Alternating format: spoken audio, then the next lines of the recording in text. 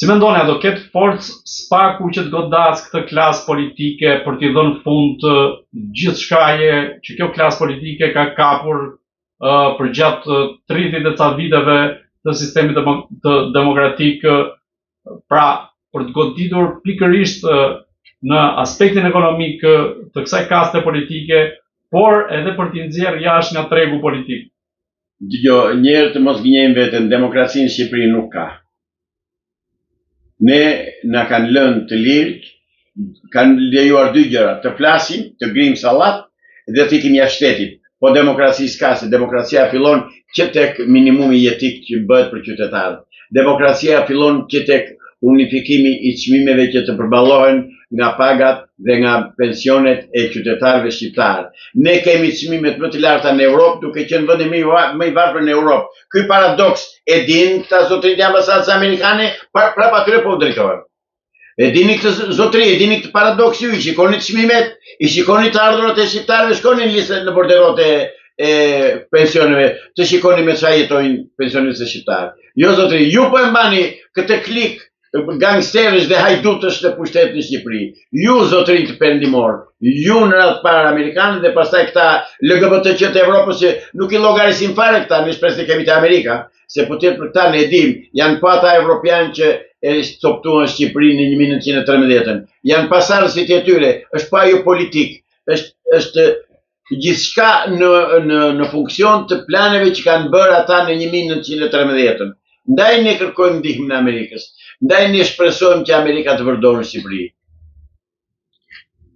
Ndërkohë, një personazh tjetër i rëndësishëm i politikës është edhe Ilir Meta, ndaj të cilit pasi u ngritën 3 akuzat zyrtare ndaj tij dhe u mor zyrtarisht i pandehur, SPAK ka zgjatur me 6 muaj hetimet ndaj Ilir Metës.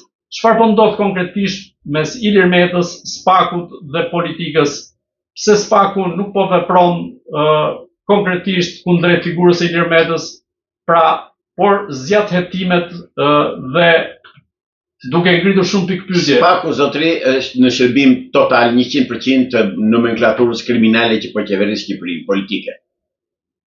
SPAK-u ju shërben tërësisht atyre 100% dhe të dalë zoti Dumani dhe të më thotë që nuk është kështu. Ose të na jep llogari pse nuk bën arrestimet, ose të na jep llogari pse nuk e akuzon Sali Berishën për ato që duhet akuzuar, sepse është boshatisur Shqipëria, janë shkatëruar 500 e ca uzina dhe fabrika. Kush i shkatëroi? Ata që shkatëruan janë këtu, që nga 92 deri më sot. SPAK-u për këtë u ngrit, ne këtë mendonim. Pra, na kanë hedhur i syve. Zotëri amerikan, me SPAK-u na keni hedhur i syve. Ne nuk ju besojmë më për SPAK-un.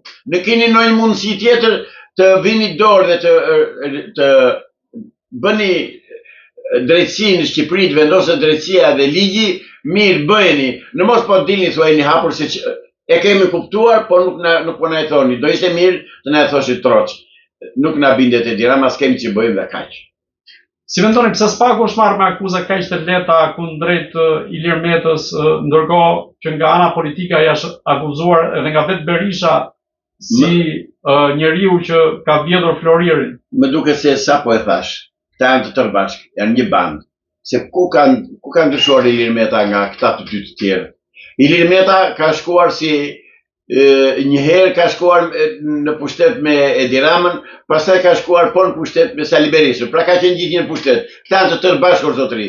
More po them, janë të tërë Partia Komuniste e Punës Socialiste e Shqipërisë. Janë po komuniste në veri. Është zbatimi 400% i Katovicës Ramizalis që tha pronën dhe pasurinë në Shqipëri do ta mbajmë ne se ne kemi ndërtuar, ne do ta trashëgojmë. Këto ai ka thënë se ka a çik fare. I ka thënë fare pastër. Pse nuk veprojnë amerikanët këtë s'po na thonë? Unë prandaj po i ripyes prapë, zotëri amerikan. Këto i kanë thënë këta dhe po i bëjnë këto që kanë thënë.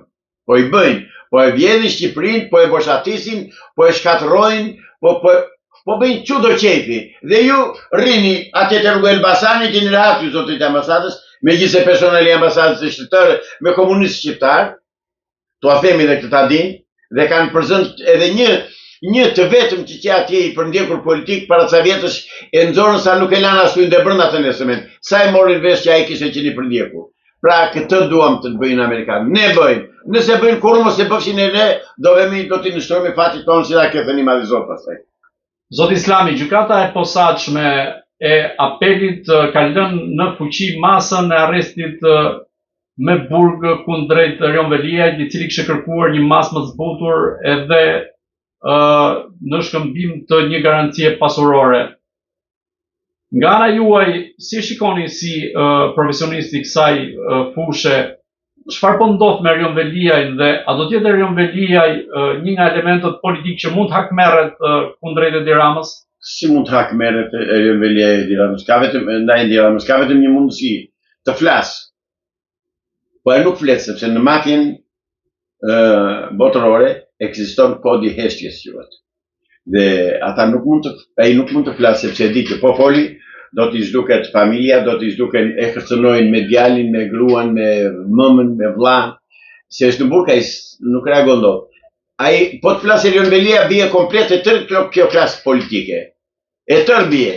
Mirë po Erion Velis nuk e garanton njëri familjen që të flasë Erion Velia. Dhe të bëj këtë Spaku, garantoni, siguroni familjen e Erion Velis, zotërin të Spakut, sigurojeni familjen e Erion Velis, dhe i thoni të flasë të vërtetën, se Edi Rama nuk ka vjedhur asnjë gjë pa dorën e Erion Velis, pa firmën e Erion Velis. Pra, Erion Velia është Chelsea dhe e mbajnë atje në kafas me qëllim që të mos flasë, derisa të shikojnë si do të bëjnë punën. Erion Velia është tamam nguri themelit në pikën në ndërtesën e korrupsionit në Shqipëri. Ai i ka transferuar lekët në një dorë të tjetra, në një grataciel të tjetri, nga një oligark të tjetri. Ne kemi miliarderë që për 30 vjet